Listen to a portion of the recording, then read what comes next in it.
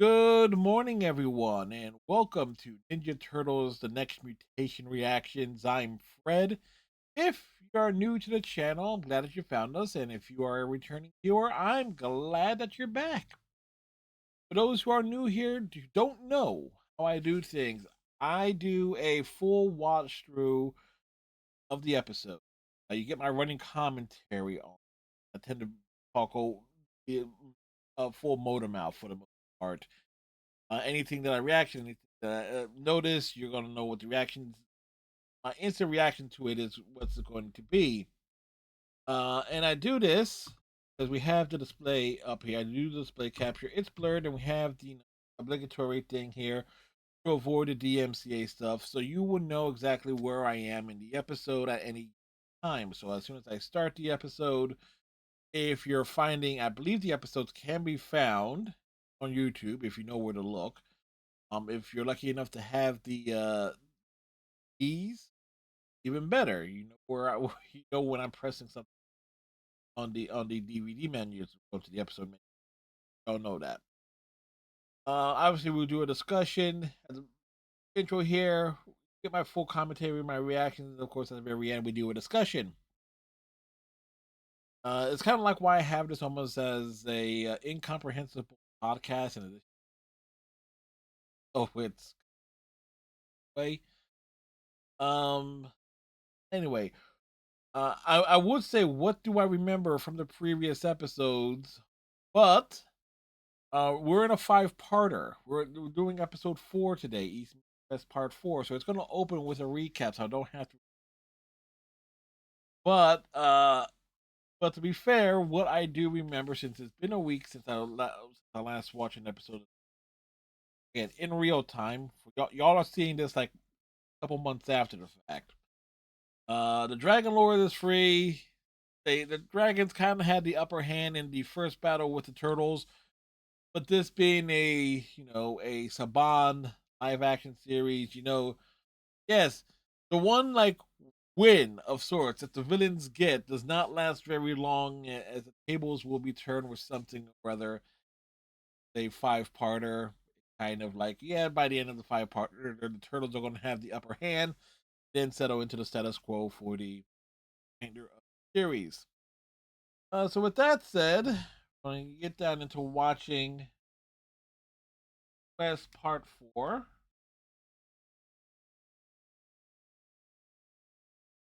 You know what? Just once, I would like to have a Logitech headset that does not get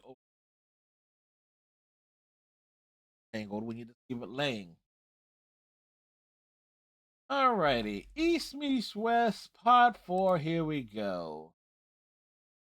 Literally last week in my case. I know, and I said it last week when I actually noticed it. I like the fact that the with how Venus's headband is tied, ends up being like in a little braid. It's a nice little tusk.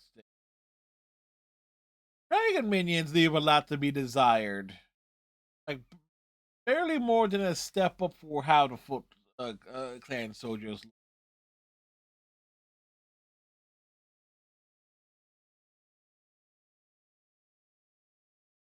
Yes, the dragon wants to eat them. And I was saying this, the Dragon Lord's lair, I swear, angle of it being like an upward, almost like a castle like that. I swear that was something seen in the Power Rangers series, or something else Power Rangers related, or Saban Entertainment related at some point or other. Maybe stock footage from Big Bad Beetleborg. I'm not entirely sure.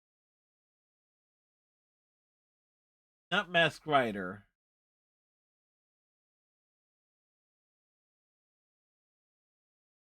It is a bug. It's a scarab of sorts.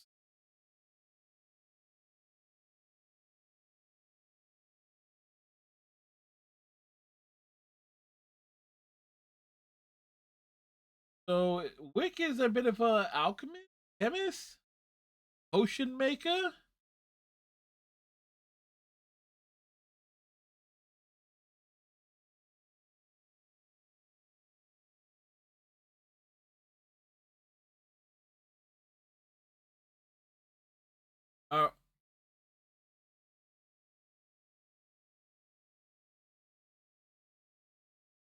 All right, so they're looking to make an invincibility potion.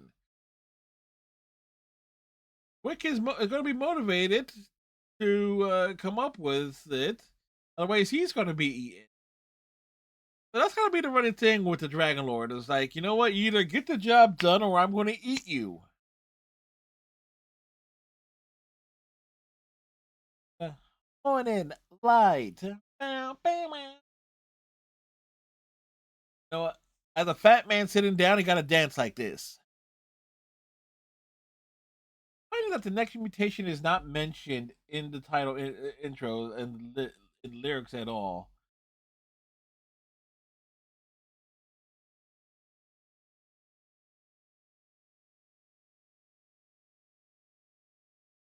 Their hands are blistered. Why has he got an ice pack? Because clearly it's been some time after their initial fight, unless they've been having run-ins with the dragons multiple places.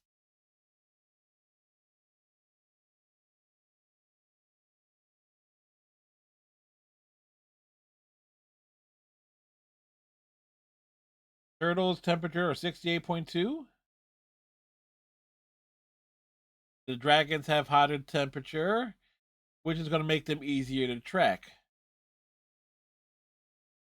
Again, the cartoony sound effects are kind of taken away from the situation from the scene.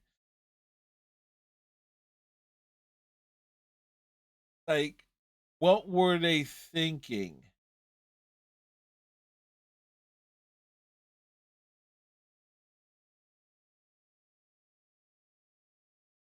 I just noticed something about Leonardo that either he has wraps around his forearms. He does has wraps around his forearms and hands.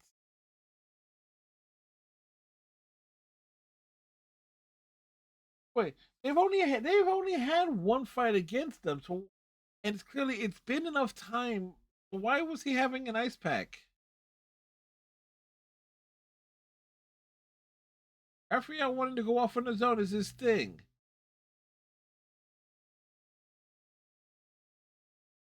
Oh, and Splinter's like laying in.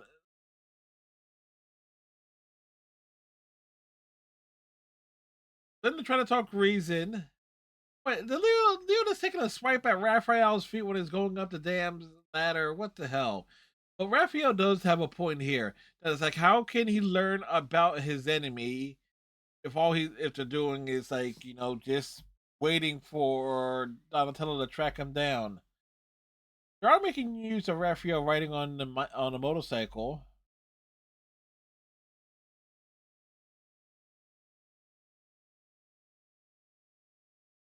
Splinter asking why must Raphael act so recklessly?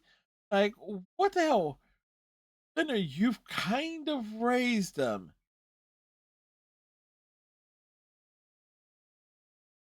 And like they know where Raphael is going.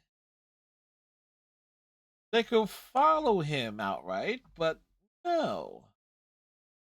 Booba's was that Bubba's? No, there was only one B on that. Splinter's changing his mind.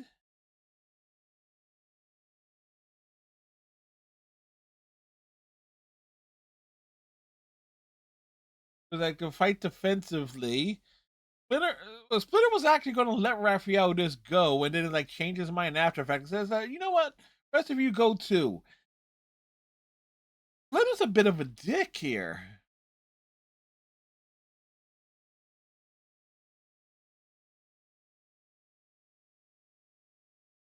Him telling them to be stealthy. They're driving around in a Humvee. Venus and Michelangelo are standing up in the back, and they're in a taxidermy shop.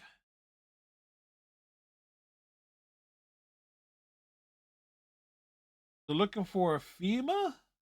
What type of animal is that? Yes, I know it's a bone. It's a it's a dead skunk. It's a stuffed and it will not have any aroma.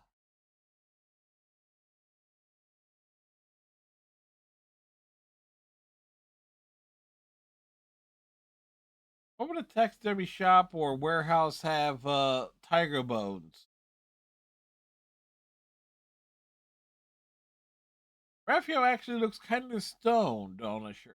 That's if the shots on the heads are at a certain angle, the characters are going to look stoned because the eyes don't fully open all the way.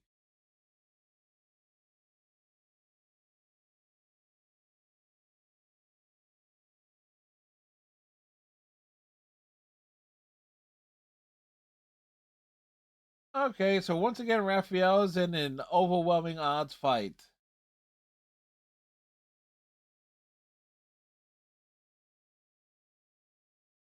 The more and I want to keep harping on this, the more cartoony sound effects is kind of taken away from some of the impact. Wick actually will throw hands, jumping up on Raph like that.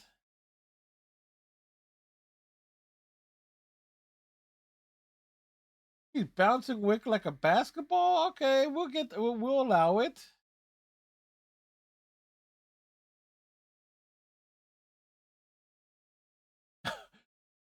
Raphael told him to come on, and they kicked him off from 4 different sides. It's like, and here comes the cavalry.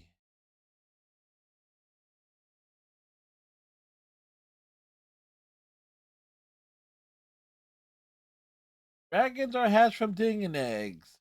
But wouldn't that mean that someone had to lay them? Okay, Leo wants to throw down with the dragon, and those kicks are highly ineffective. Michelangelo, you just saw Leo try, but Michelangelo threw a punch.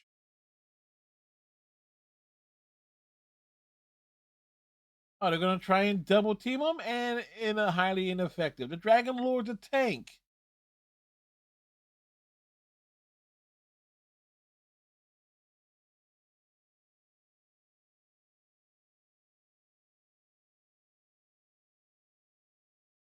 Telling him to vanish.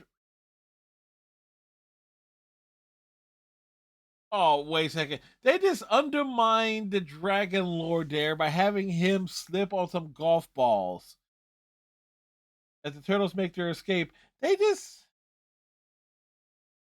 way to cut the intimidation out from under one of your villains or your main villain.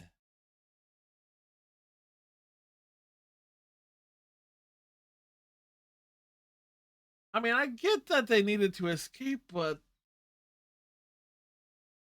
they got wrist cannons, the dragon minions, and they missed apparently. Leonardo is a cautious driver.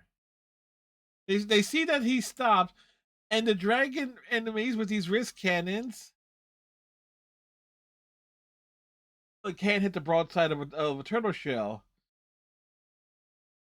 And Leonardo is going to be somewhat immaterial about being a cautious and safe driver. But this turtle Humvee has some sort of foam. Oh, they put fire repellent.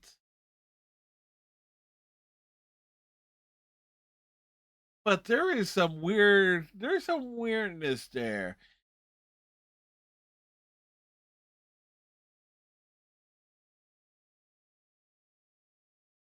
Like, okay, that was funny. Dude's question is like, where he's gonna find animals in New York?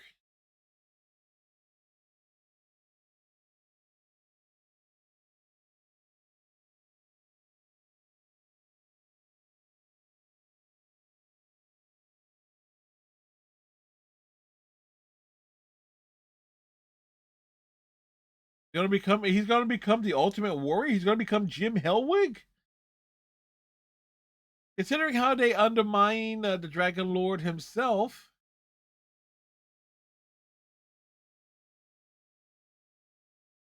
this guy just got flipped on his back twice with the rug literally pulled out from under him, which is kind of like the theme for this episode regarding the Dragon Lord himself.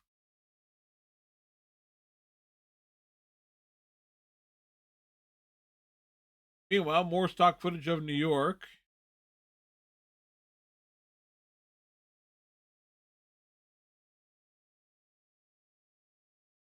They've only had two fights against them.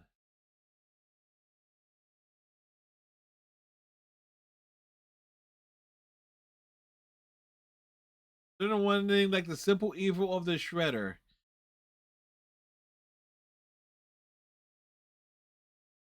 Michelangelo actually pointing out, I was like, yeah, the stupidity of wanting the Shredder to be around at this point in time is actually quite clever. Uh,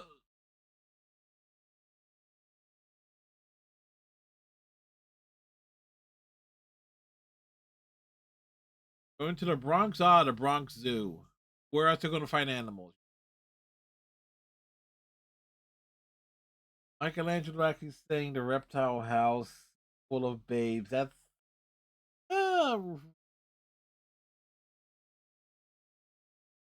that's kind of sad.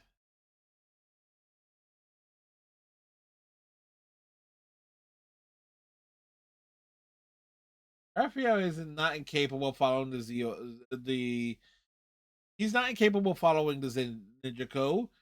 He just wants to kick ass and take names.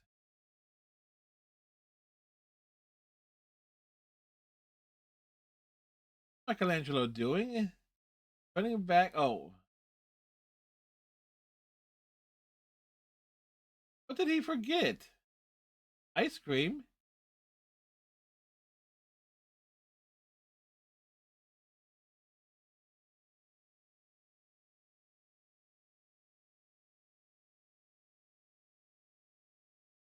Okay, so they do have different footage, and something fell off the bike.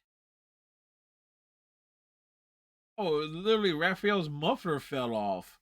So I wonder if that was like, okay, something happened during the filming, and they had to cover it with a line.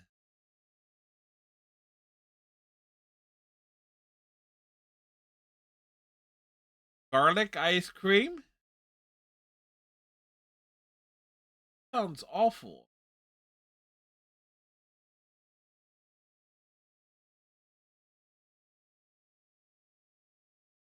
Wait, Venus is so if you assuming that each episode is like taking place like a week apart,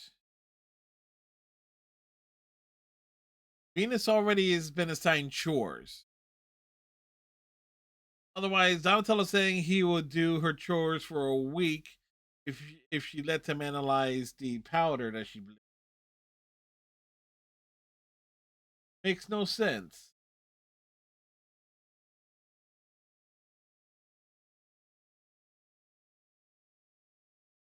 Venus is pulling a Jedi, pulling a Jedi mind trick.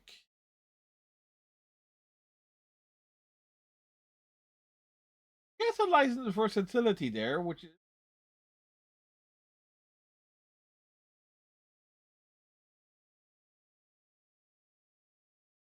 there was a little bit of a high-low leapfrog action.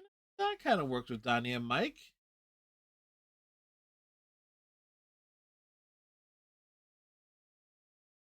That was a piece of pie.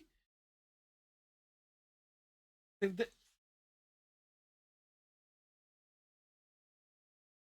they just reused the same shot. They just used the same shot of Leonardo backing up, fencing with his like what looks like a broadsword, talking to Venus and then moving forward. Then use that same shot again. Like trying to save money on the budget was reusing shots, but that was just bad. I can appreciate the Three Stooges humor here.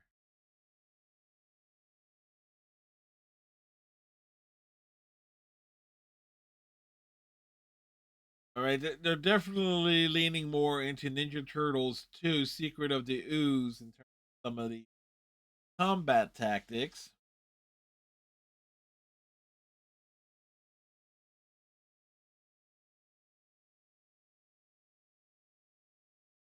Raphael telling somebody to scissor with someone. That's just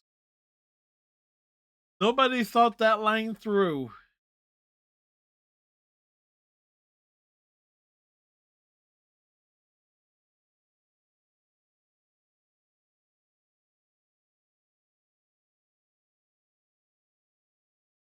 Okay, this invincibility potion works, or gives him some incredible strength.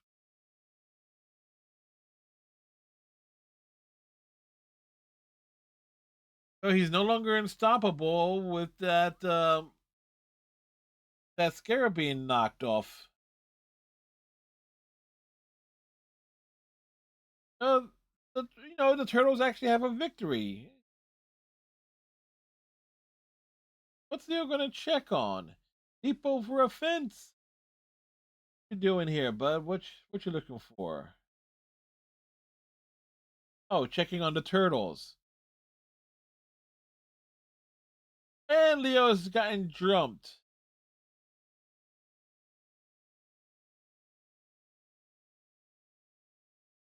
Wait, is Leo found his love interest?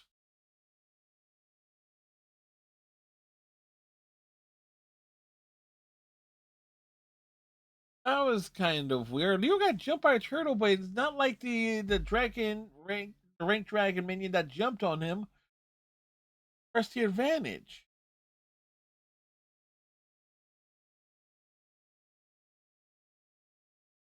It was a victory. It was quite sweet.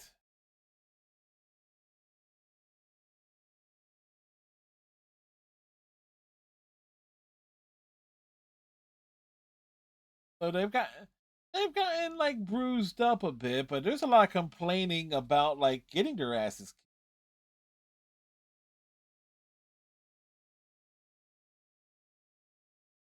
Donatello leaning into the scientific aspect of like, I must study our opponents and know their weaknesses.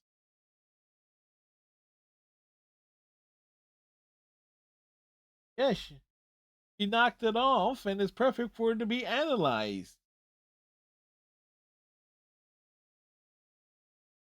There's only one dragon that had that thing anyway. Meanwhile, back at the dragon's lair, and I swear that footage of the exterior of the dragon's lair wa- was used for something else.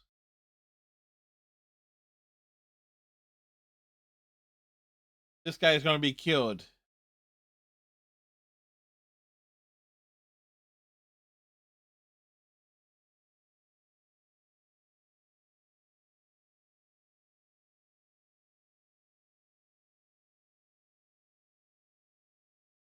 Yeah, he never fought better with it on, but as soon as it fell off, the effects went away.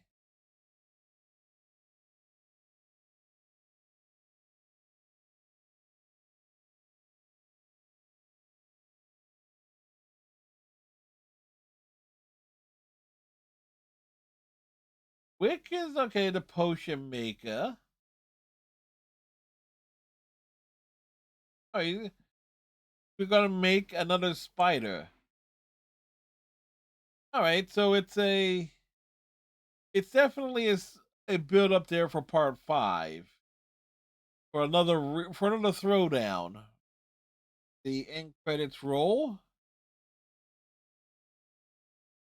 Um, all in all, this was a solid episode. The cartoony sound effects definitely undermine not just the fight scenes, but the general scenes that are happening with dialogue being exchanged. There are some comedic moments with the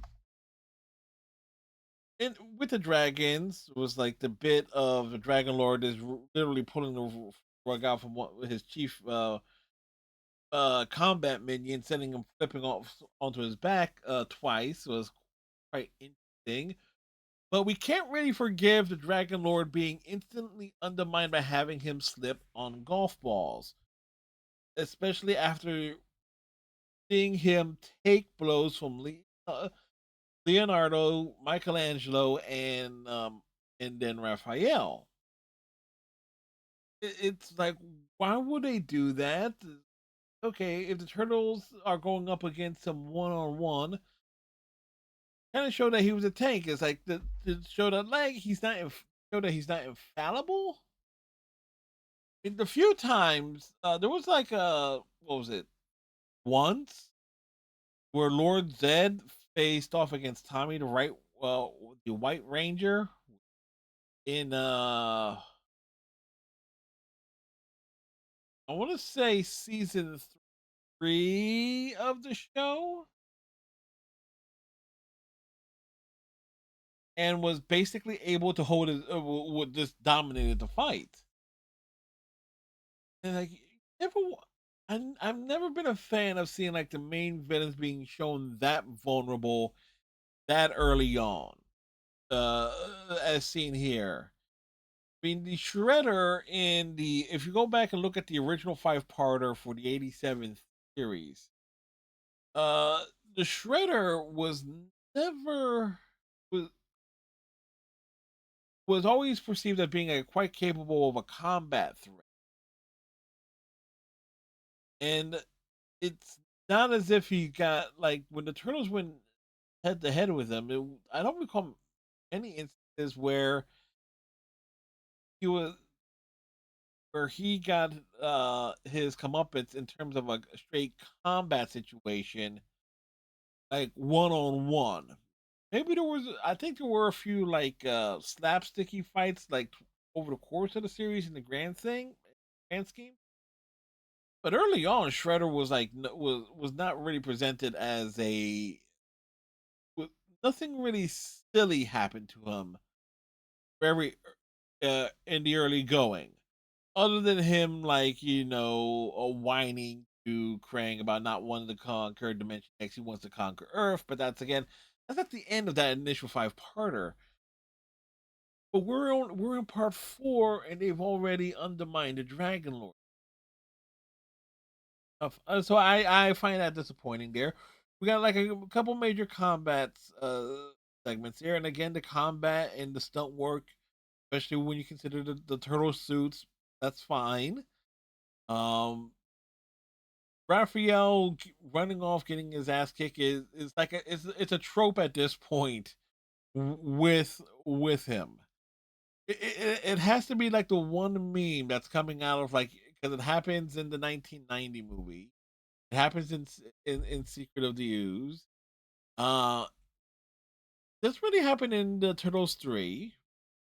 I know there was at least one instance for sure he gets captured in the '87 series, and already here in the next mutation, there's already been instances of Raphael going off on his own and ending up in a situation where he needs to be rescued and bailed out. That's already happened twice. So I kind of wonder how many more times that's going to happen and that's going to be the thing. The scene of Leonardo and the going to check on a turtle that's at the Bronx Zoo, and the way he was looking at the turtle was like, wait, was he in love? Is he in love with this one turtle? Like the way he was staring at it was a bit odd and raises concerns. But the big thing is the final scene of the episode. It's like, okay, Chief Minion is like says, yeah, the serum works, but the spider got knocked off, and when he panicked and ran away, so we need another one. Yeah, okay, he's going to establish that Wick is going to create another one of these spiders. But at the same time, the turtles have the original spider, so they can analyze it. Probably, take a look at the serum, to see what the effects are, break it down. Donatello's probably going to have that on a nutshell.